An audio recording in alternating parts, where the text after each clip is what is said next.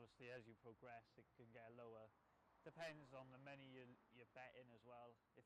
I lost everything, yeah. I lost my flat, I lost everything. I was in countless amounts of debt. I was with payday loans, sold all my stuff, my personal items.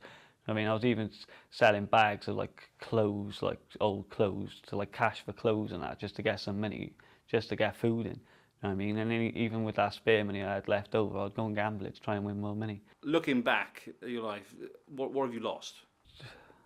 At least 50,000, and I'm only 24. If I had £1 million, I probably would have spent that £1 million gambling.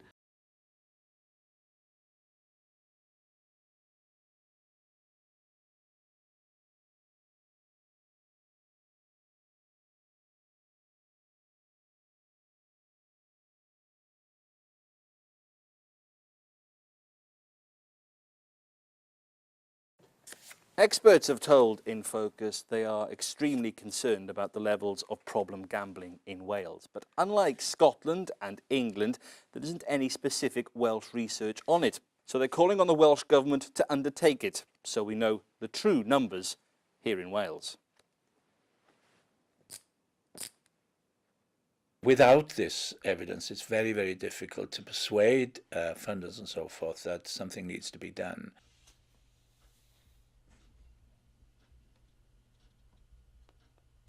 Sadly, gambling is back where alcohol and drug taking was in the last century, 50s and 60s. The guilt and shame, the stigma is very, very powerful around this.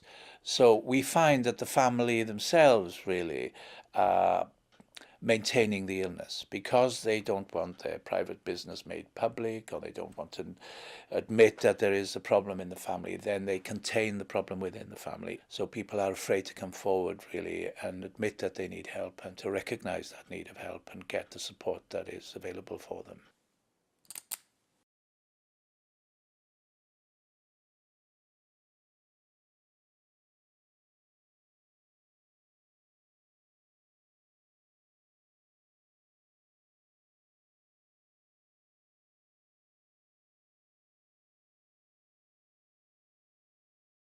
Do you think there's enough help out there for you?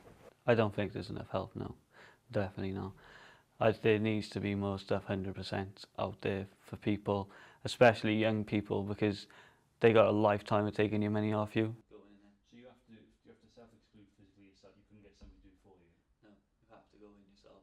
You have to take a picture, and you have to sign 2 forms of paper, one you keep for yourself and one they take.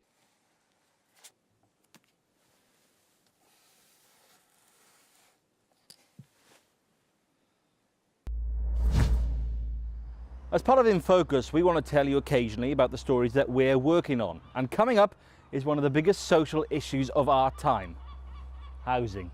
We want to hear your stories about bricks and mortar. Maybe you're a first-time buyer trying to get your foot on the property ladder, but perhaps you can't because you're paying so much in rent. Or maybe you live in a part of Wales where you're being priced out of the market because of the number of second homes that are being bought locally.